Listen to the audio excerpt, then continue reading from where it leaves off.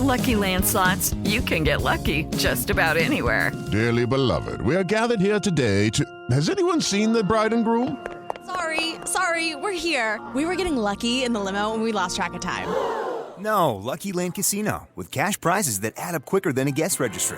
In that case, I pronounce you lucky. Play for free at LuckyLandSlots.com. Daily bonuses are waiting. No purchase necessary. Void where prohibited by law. 18+. Terms and conditions apply. See website for details. Say, kids, what time is it? It's kind of like watching TV, but, in your car. Mike the Intern, Jay Stevens. It is Dark Side of the Stream, episode 193. This week, we did the documentary that Jay found on YouTube for free called The Man Who Saved the World. Best kind of documentaries are the free ones. Did you not know about this story before you watched this thing? No, the reason I watched this is I heard about the story a little bit and I was like, what? And so I looked it up. Yeah, we were pretty much a few seconds away from nuclear war there in the 80s. 80s. Good thing for this guy. In the 80s? When did this actually happen? 80s. Cold War time. So we were very close in this time, but we were a lot closer. You would have thought that this probably could have gone down in the 50s and 60s, obviously during the Cuban Missile Crisis that happened in the early 60s. But no, it actually, in fact, happened in the early 80s, as Jay mentioned. We're still really, really, really in the high part of the Cold War. Yeah, it was when I was in the 80s, I remember in the early 80s, it was like very much Russia, US, and like, could it be nuclear war? Could not. It was a rough time, man. Rocky IV, man. Drills about going under our desks for nuclear attacks. That would have saved us, right? Did you guys have to do that? Oh yeah, Really? yeah. Oh yeah. See, that's so crazy because my mom describes growing up as a kid during the Cuban Missile Crisis and how scary that was because they used to do that stuff all the time at home, right? They had like little bomb shelters in the backyard and stuff. But then I think eventually some people are just like, okay, it's not going to happen. As time goes on, but it just became a like normal thing, like earthquake drills. You guys did nuclear blast. That's what led me to Hawaii. Was my dad and his clique of people, who knows what drugs they were doing, but they were so convinced that there was going to be nuclear war that him and his buddy both bought getaway places out in Hawaii and stocked them like for nuclear war because that would have been a safer place to be than LA. That's how I ended up there. They were basically preppers. Yeah, we had a lot of food. I mean, it wasn't really preppers to sort of say like that, but it was a big compound and lots of food in the cupboards downstairs in this room. And we had secret passages between the bedrooms. Like it was a trip for sure, man. And he was a Hollywood. My dad was a Hollywood, but at the same player. time, like as a kid, that's got to be scary as hell because you see your parents and you're like, they're freaking out about this. Should I be freaking out about this? Because you don't understand as a child, like the scope of what they're actually freaking out. Yeah, I was, going into 9th grade. So, maybe you did, maybe you didn't, but golly, that's insane. Well, anyway, it almost happened. Yeah. It literally almost happened. It literally almost happened. Now, it wasn't all the way down to this one guy, but he definitely had a say in it. And that's what we'll talk about next. Dark Side of the Stream on 104.7 The K. Mike the Intern, Jay Stevens in the studio. Dark Side of the Stream, episode 193 this week. The Man Who Saved the World, which tells a story about a guy who worked for the early warning system the Soviets had. Was he like a commander or a sergeant or something? Something like that. Sergei Petrov or something like that. Again, Stanislav Petrov. Stanislav Petrov. God, there's no way I could shout out to that guy. Shout out to that guy for saving the world, for being extremely confusing, but also very much like the English language. Anyway, so he basically he's on this warning system, and with anything there are errors, and he starts seeing all kinds of things popping up saying that they're getting attacked. But incoming missile, another incoming missile, another incoming missile. Now, he was not the one with his finger on the button. Okay. Now, a lot of people think, yes, he was the one that made the decision to say, he made the decision, right? Hey, guys, wait a minute.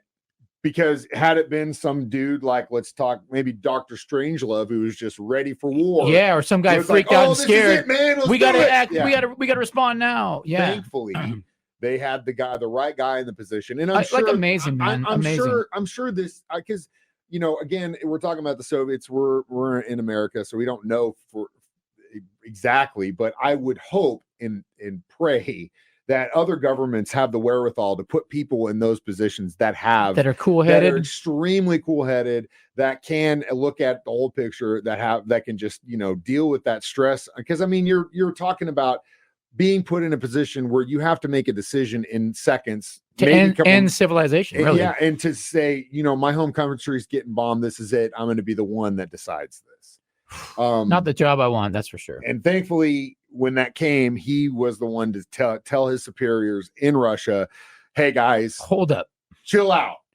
You would think, too, being in that position, that he'd also have to consider the fact that if he was not right, he would be punished for not being right. Well, they'd be all dead, you know. Well, again, that's true.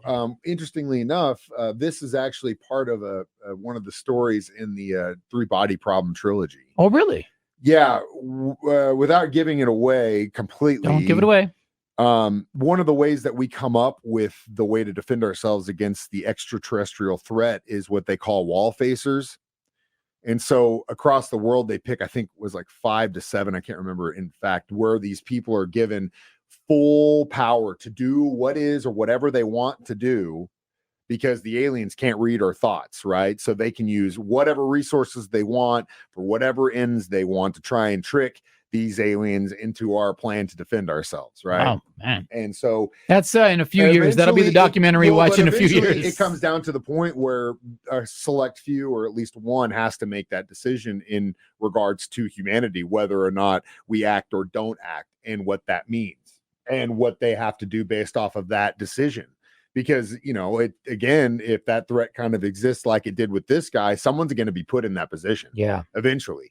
Whether it's to act or not act, hopefully, again, the right person is put in that position. And in this case, we can all thank, because I would have been 1 year old when this happened. But it really screwed up this dude's life. It kind of did. And he didn't really have as good of a story as you think he did post. No, this. You would think he'd be a hero, man. Well, yeah. Yeah, we'll talk more about this. Yeah. Personally, he screwed him up personally. Yeah, and we'll talk more about that next when we return. Dark Side of the Stream, episode 193 on 104.7 The Mike, the intern, Jay Stevens, back in the studio. Dark Side of the Stream, episode 193, discussing the man who saved the world. So, inevitably, this guy says he sees all these things on the radar, and this whole documentary is literally over like a 5-minute. Yeah, it's which is crazy. They filmed it very stressful. I was sweating and stressing the way they shot it. Did a good job. They really made you feel like you were there, man. Whew. So it wasn't known that this even happened for like 15 years. I didn't know about it until just a couple months ago. Yeah. Mm-hmm. And so he said that he had been told, and in all the things that he had been told, that a U.S. strike would be all out. So when he saw just the 5 missiles at the beginning, he goes, you know, that doesn't seem right. Like, if they're really going to go and trying to destroy us at this point, wouldn't literally every United States missile be locked and on its way to Russia right now? Like, that's the way it's going to go. Why would it just be 5? So luckily he had that. And he thought something seemed weird. Yeah. And they kept checking. They're like, no, it's accurate. He's like, no, something seems weird, man. You know, gosh, the other good for thing this that guy, saved man. us was the fact that he had been a civilian and wasn't like straight born military. Like, he didn't go in when he was 18. He didn't serve, because if it had been a guy like that, we probably wouldn't be here. Like you said, the perfect guy for that moment. So after this, obviously he's questioned by his superiors. They are like, you know what, you did the best you possibly could. You only had a couple minutes to make this decision. And again, if you had made the other decision, this planet wouldn't exist anymore as we know it. And so, after that, he got a chance to work in a research institute that developed that early warning system for a while after leaving the military. But then his wife got cancer, and so he had to leave and take care of her. But like you said, he didn't really have you'd think a guy that would have done this would be all these accolades. Yeah, hero. Like, it wasn't until literally the last few years of his life that he even got any kind of accolades, and so much. He didn't even want to talk about this whole thing. Like at the beginning of this documentary. Because I think to some people, you know, he was just doing his job. and he did his job right, and he just happened to be the one that did it. I'm sure there are countless others across the world and in time have had this same decision to make. Yeah, and probably we'll never right. know about it. You know what I mean? That's probably even more scary than this one situation. Yeah. I guarantee you there are guys in the government that are like, oh, you think that's crazy? We had to do this, 15 times. So it's like, oh, it sucks so bad. Oh, man. Scary. I'm glad I don't have to watch that stuff. But he just said that he was just the right person at the right time, and his wife didn't really even know anything about it, and he's just a guy. So and one of the cool things I thought, though, was that he did get a chance to tour one of the Minutemen's sites. Yeah, they brought him out to see, which I thought was cool, man. And then because from a guy that was involved in the Cold War with all this stuff going on, he was like, oh my God, I can't believe you got to see cowboys and stuff. Yeah, it was nice. It was nice, man. It wasn't all bad, but thanks to you, Mr. Petrov, for saving our butts. We'll come back with this review next. Dark Side of the Stream on 104.7 The K. Mike the Intern, Jay Stevens back one more time. Dark Side of the Stream, episode 193. So how many red buttons would you give this documentary? A 4. It was a good story. Good story. It was shot really well, give you some stress and make you sweat, to relive that moment. And a great story. I never knew, man. Again, shout out to this guy. Watching this, even though I knew this story and had known this story for a while, that's the thing that came across my mind was, dude, this is the one we know about. Yeah. How many times did this happen that we don't know about man. it? Thank God the aliens are watching and make sure that's not happening. Maybe that's what happened. Maybe he was going to press a red button and ET kind of reprogrammed his brain, and that's probed him a little bit. Hang on, pause. Let's probe this guy. Men in Black stuff. Hopefully, dude. Yeah, maybe. Well, thanks for watching our back, Grays. Either way, next week it's my pick. We're going to do the documentary on HBO. It's called Wild Odd Space, about the tech companies trying to get the low Earth orbit. Elon and all those guys Jeff Bezos. Those guys are all spending a lot of money, man, to get us up there. Control it. It's going to be interesting. But yeah, so we're going to get a little techie for next week. As always, you can watch us do these live on Facebook or YouTube at 9 a.m. every Thursday. Listen to it for free as a podcast on the 104.7 The Cave app, or just listen to us do it on the radio at 9 a.m. or 6 p.m. during Jay's show. Again, I am Mike the Intern. I am Jay Stevens. Jay Stevens reminding you, we watch movies documentaries. So you don't have to. Dark Side of the Stream on 104.7 The Cave. Okay, round 2. Name something that's not boring. A laundry? Ooh, a book club. Computer solitaire, huh? Sorry, we were looking for Chumba Casino. That's right. ChumbaCasino.com has over 100 casino-style games. Join today and play for free for your chance to redeem some serious prizes. ChumbaCasino.com. No purchase necessary. Void where prohibited by law. 18+ terms and conditions apply. See website for details.